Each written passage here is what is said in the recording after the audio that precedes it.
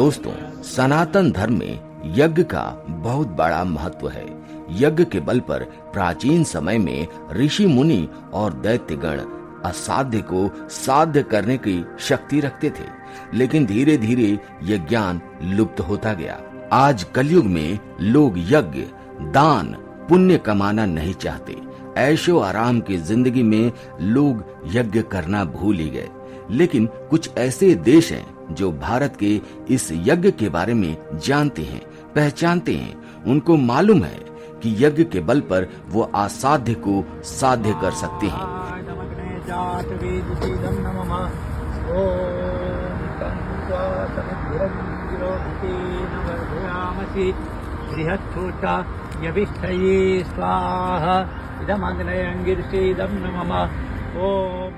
ये दिव्य ज्ञान हमारी संस्कृति और हमारे ग्रंथों में स्पष्ट तरीके से लिखा गया है।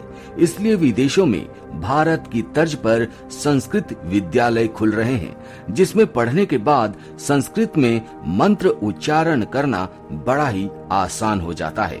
जब यज्ञ करना हो तब बहुत सारे मंत्रों का उच्चारण करना पड़ता है।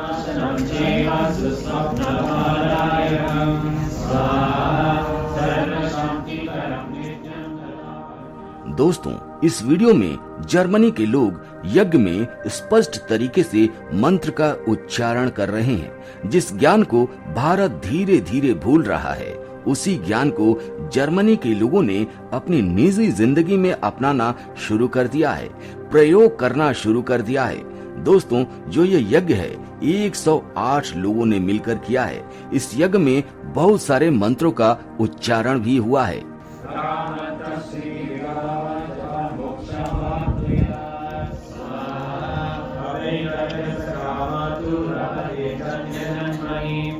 यही तो बात है दोस्तों कि भारत के लोग अपनी संस्कृति, अपनी परंपरा को धीरे धीरे भूलते जा रहे हैं, और ये पश्चिम के लोग, यूरोप के लोग हमारी संस्कृति, हमारी परंपरा को अपनी निजी जिंदगी में अपना रहे हैं।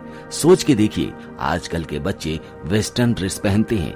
हमारी घर की महिलाएं वेस्टर्न ड्रेस पहनना शुरू कर चुकी हैं, जबकि यहाँ की महिलाएं साड़ी पहनना पसंद करती हैं।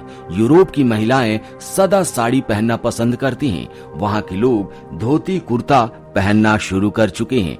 भगवान राम, भगवान कृष्णा का नाम ले रहे हैं। कृष्णा कृष्णा कृष्णा हरे हरे हरे राम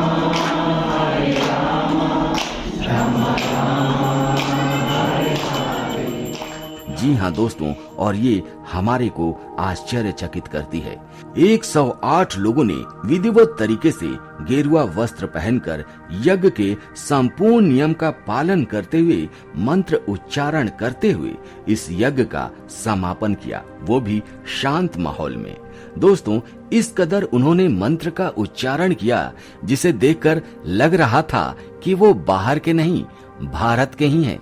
जी हाँ, और ऐसा लग रहा था जैसे वहाँ सतयुग का समय चल रहा है, और इसे देखकर हमें पूरा विश्वास है कि यहाँ पर सनातन का डंका बज रहा है। लेकिन दोस्तों, इस वीडियो को देखकर कुछ लोग जल भून जा रहे हैं। जी हाँ, आपने सही समझा, मैं बात कर रहा हूँ उन कट्टरपंथी इस्लामिक देशों की और इस्लामिक लोगों की, जो हमारे सनातन धर्म को देखकर जल जाते हैं, भून जाते हैं। और जब जर्मनी जैसा देश सनातन धर्म अपनाता है, संस्कृत में मंत्रों उच्चारण करता है, तब तो इन देशों की हालत खराब हो जाती है, और ये डर जाते हैं कि कहीं इनका धर्म खतरे में ना आ जाए।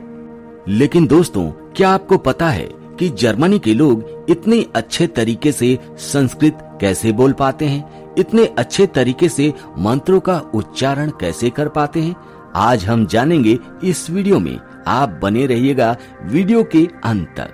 कारण बिल्कुल साफ है दोस्तों, क्योंकि वहाँ पर संस्कृत विद्यालय खोले गए हैं। भारत की तरह ही वहाँ देवी सरस्वती को विद्या की देवी कहा जाता है, और इसी कारण से वहाँ के लोग संस्कृत बोलना जानते हैं और संस्कृत का उच्चारण करना जानते हैं। विष्णु विलासिनी जिष्णुनुते भगवते शिते कांता कुटुंबिनी भूरि कृते।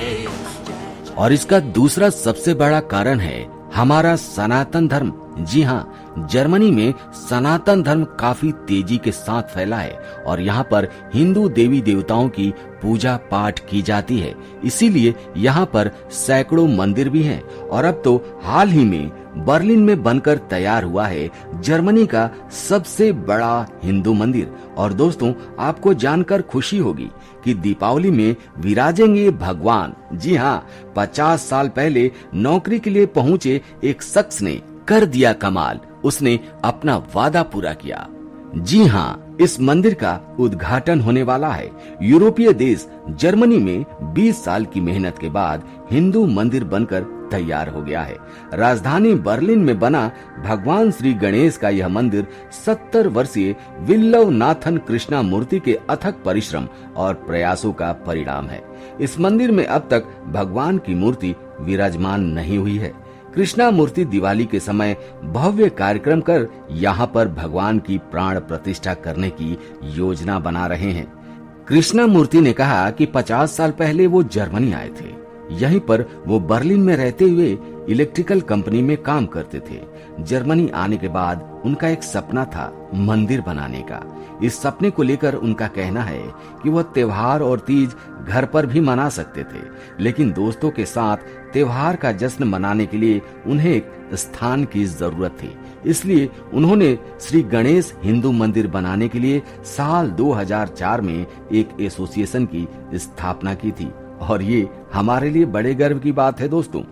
2004 से लेकर 2024 तक 20 साल का सफर आसान नहीं था कृष्णा मूर्ति के लिए मंदिर बनाने को लेकर। लेकिन कहते हैं ना दोस्तों, अगर आप में तपस्या है, आप में बलिदान है, आप में संघर्ष करने की क्षमता है, तो आप अपने मंजिल को पा ही लेते हैं। और फाइनली आज ये मंदिर बनकर तैयार हो गया है और दीपावली के दिन इस मंदिर में भगवान गणेश की प्रतिमा भी विराजमान होंगे, ऐसा कहते हैं कृष्णा मूर्ति। वो कहते हैं कि 2010 तक मंदिर की शुरुआत नहीं हुई थी, बहुत तरह की समस्याएं आ रही थी। वो बताते हैं कि मंदिर बनाने में 4 तरह की समस्याओं का सामना करना पड़ा। सबसे पहली समस्या सरकार से अप्रूवल की थी, दूसरी मंदिर बनाने को लेकर नियम, तीसरी समस्या पैसों की थी और चौथी डेडलाइन की थी। लेकिन कहते हैं ना कि अगर भगवान की कृपा आप पर है तो आप फाइनली अपने गोल को अचीव कर ही लेते हैं। और ये सारी प्रक्रियाओं को उन्होंने पार कर दिखाया। मंदिर भी बना और उसमें भगवान विराजमान भी होंगे। कृष्णा मूर्ति बताते हैं कि जब उन्होंने निर्णय लिया था कि यहाँ एक मंदिर बनेगा, उस समय वहाँ हिंदुओं की संख्या काफी कम थी। लेकिन धीरे धीरे भगवान की कृपा हुई और सनातन का डंका बजने लगा। वहाँ पर सनातनियों की संख्या लगातार बढ़ने लगी। हिंदू धर्म को लोग अपनाने लगे। यूं ही नहीं, वहाँ पर संस्कृत विद्यालय खुल गया। यूं ही नहीं, वहाँ वेदों पर रिसर्च हो रहा है। वहाँ के लोग संस्कृत में मंत्रों का उच्चारण कर रहे हैं और इसे ही तो कहते हैं भगवान की कृपा।